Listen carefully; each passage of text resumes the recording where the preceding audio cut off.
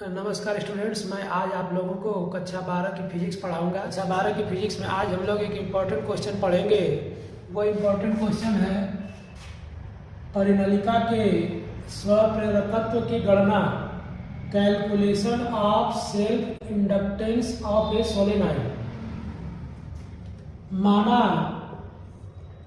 ए अनुप्रस्थ परिच्छेद और यह लंबाई की एक परिनालिका है जिसमें घेरों की संख्या कैपिटल N है तथा परिनालिका में प्रवाहित होने वाली धारा I है। परिनालिका आप लोग जानते हैं कि इस तरह अगर हम लोग एक पाइप ले लें, पाइप के ऊपर इस तरह से अगर तार को लपेट दें और उसमें धारा प्रवाहित करें, इस तरह से पाइप हो, पाइप के ऊपर से हम लोग तार को लपेट दें तो जो चीज़ बनती है उसको हम लोग परिनालिका कहते हैं। तो एक परिनालिका है जिसका अनुप्रस्थ परिच्छेद मतलब इस वाले का क्षेत्रफल अनुप्रस्थ परिच्छेद A है और इसकी लंबाई कितनी है, L है और इसमें फेरों की संख्या 1 फेरे 2 फेरे इसी तरह से N फेरे हैं और परिनालिका में बहने वाली जो धारा है वो I है। तो परिनालिका में उत्पन्न चुंबकीय क्षेत्र परिनालिका में जो धारा बहेगी घूम घूम करके तो इसके अंदर चुंबकीय क्षेत्र पैदा हो जाएगा।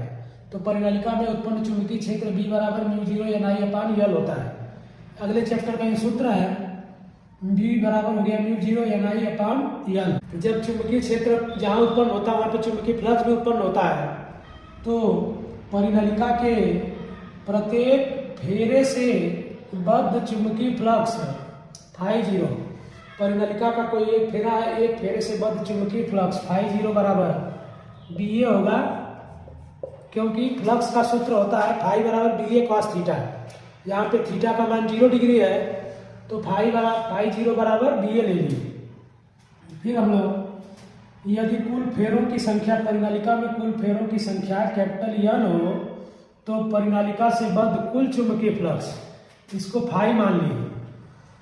एक फेरे से बद्ध चुंबकीय फ्लक्स को φ0 मान लिए, φ0 बराबर BA। तो N फेरों से बद्ध चुंबकीय फ्लक्स φ बराबर N φ0 होगा।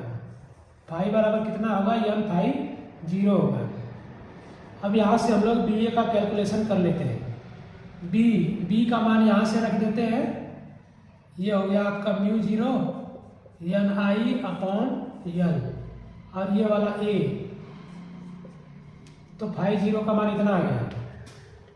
तो N फेरों से बद्ध चुंबकीय फ्लक्स यानी φ का मान हम लोग निकालेंगे तो N और इंटू φ0 का मान यहाँ से रखेंगे तो μ0 Ni/L। अब यहाँ से अगर हम लोग गुणा करेंगे तो यह आ जाएगा, N में N का गुणा कर देंगे तो आ जाएगा μ0 N² Ia/L। ये हो गया आपका φ का मान। अब हम लोग A का मान बैठा देंगे। A का मतलब एरिया मतलब क्षेत्रफल। तो परिनालिका की एक जो फेरा होता है वो गोल होता है तो वृत्त का क्षेत्रफल, तो πr² इसको बैठा सकते हैं। ये हो गया πr²। अब जहाँ पे r क्या है, परिनालिका की त्रिज्या है, πr² हो गया जहाँ पे r जो है परिनालिका की त्रिज्या है। अब हम जानते हैं कि परिनालिका का स्वप्रेरकत्व या स्वप्रेरण गुणांक L बराबर φ/I। φ का मतलब होता है फ्लक्स यानी कुल फ्लक्स बटे उसमें बहने वाली धारा। तो φ/I, φ का मान वहाँ से रख देंगे, μ0 N² अपन ये वाला I और ये वाला जो पूरा मान है L, तो इसके नीचे L लिख दीजिए।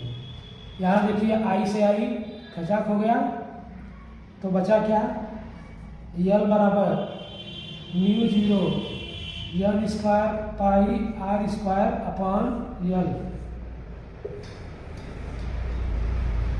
यहाँ पे L क्या है, स्वप्रेरकत्व अथवा स्वप्रेरण गुणांक है। तो यही अभिष्ट व्यंजक है। कुंडली का स्व प्रेरकत्व कैपिटल एल बराबर mu zero N square pi R square बटे एल। इसको सजा के यहाँ लिखेंगे तो पाई को म्यू जीरो के बगल में बैठा लेंगे, तो यहाँ हो जाएगा एल बराबर mu zero pi N square R square upon L. यही अभिष्ट व्यंजक है। तो ये क्वेश्चन हो गया।